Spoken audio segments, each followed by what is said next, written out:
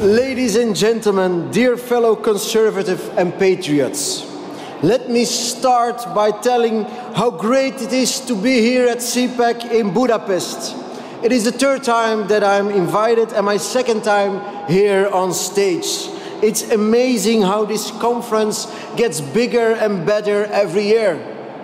Bigger because, let's face it, conservative parties are winning all over the world. And better because year by year, day by day, hour by hour, we are proven right. Do not believe the left-wing media. We are not far right. We are just right so far.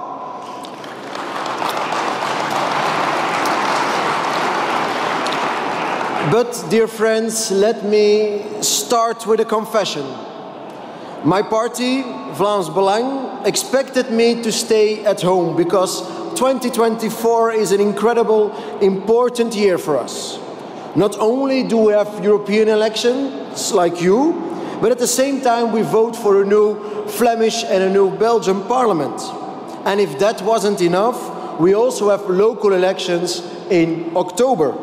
In fact, for the last couple of months, I was forced to not to participate in a lot of international events because we all know and we all can agree, we nationalists first have to serve our own people and our own nations.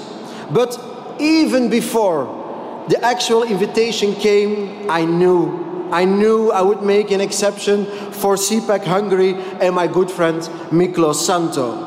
My friends, conservatives, we are not divided, we are united.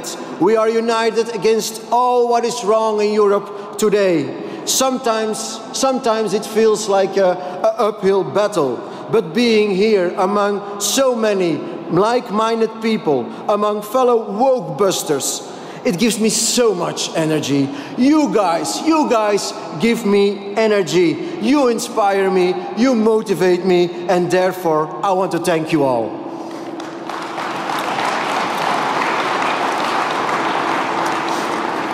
My friends, as you might know, I arrived here yesterday from Brussels, but you do not have to worry.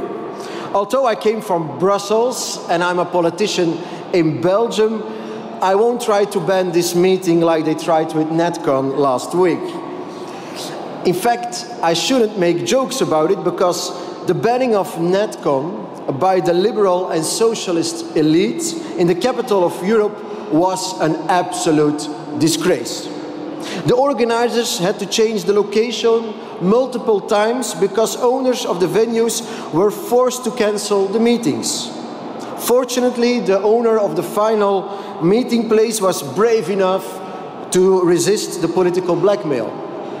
But still, even while the meeting was taking place, the police was used to enforce the will of Antifa thugs to try to prevent free speech. In the end, the organizers had to hire lawyers to exercise the constitutional right to free speech and assembly. This, ladies and gentlemen, took place in the city of Brussels, the so-called headquarters of the EU, shutting down a peaceful Congress, blackmailing hard-working people, sending in police, retaining democratically elected politicians, including 2 prime ministers. We would accept this in third world countries, but it happened right under our nose in the capital of Europe. And to be honest, I'm a bit glad it happened. For the organizers, of course, it was not very nice, but it was good that it happened for the world to see. Now the whole world knows the true nature of our opponents and the battle my people, my party must fight every single day.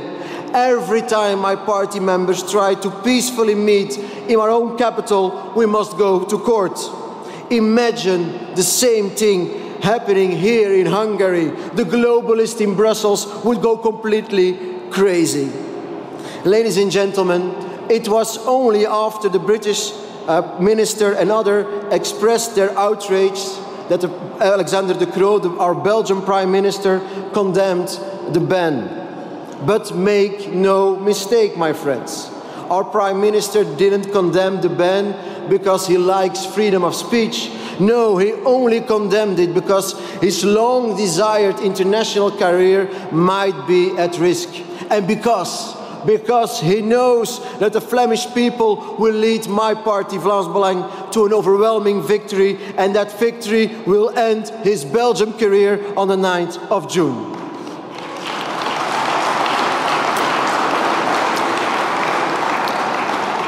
But probably he doesn't care. It's sad to say, but Belgium has an expertise in exporting unpopular prime ministers. We have Guy Verhofstadt, Herman Van Rompuy or Charles Michel. All ended up in Europe after they failed as Belgian prime minister. It is, unlike chocolate, waffles and fries, an export product we're not very proud of. And I would like to apologize one more time for that. Two of those ex-prime ministers, Herman Van Rompuy and Charles Michel, were appointed as unelected presidents of the European Council. Not because of their leadership, but because of their lack of national identity and their unconditional support for the globalist agenda.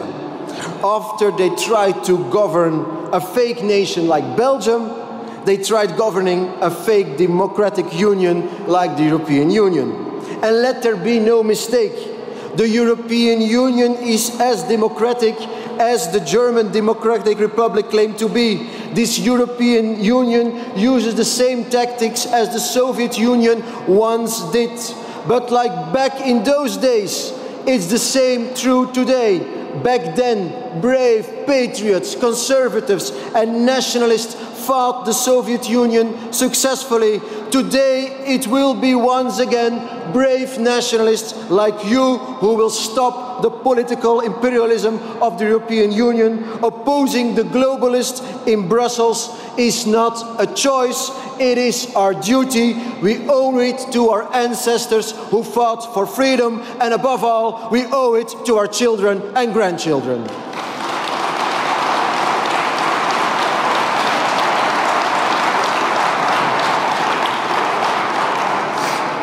Dear friends, why do we patriots, why do we conservatives like coming to Hungary so much?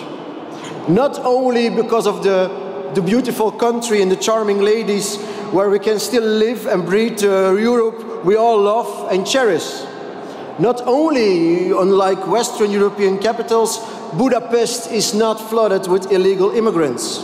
Not only because of the good bottles of Palinka and Tokaj, not only because you can freely state without being labeled an extremist that a man is a man and a woman is a woman, and not only because you have an amazing and popular Prime Minister who truly listens to the Hungarian people and defends the borders of Hungary, Mr. Viktor Orbán.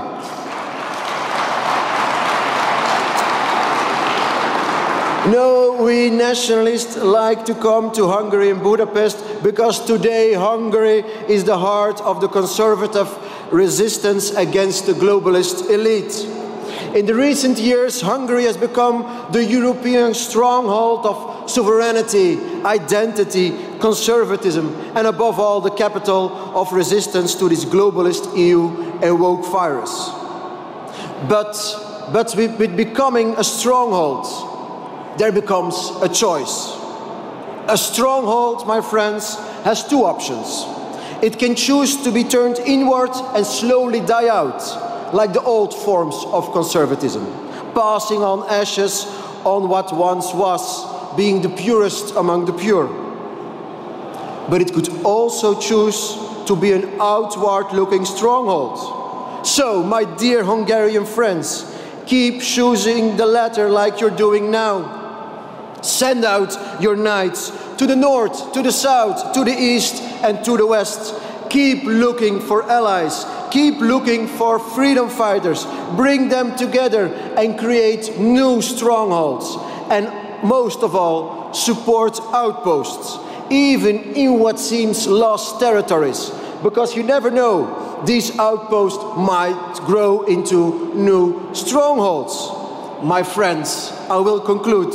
My dear fellow freedom fighters, my dear fellow Hungarian conservatives, spread the message, spread the seeds of resistance in all directions.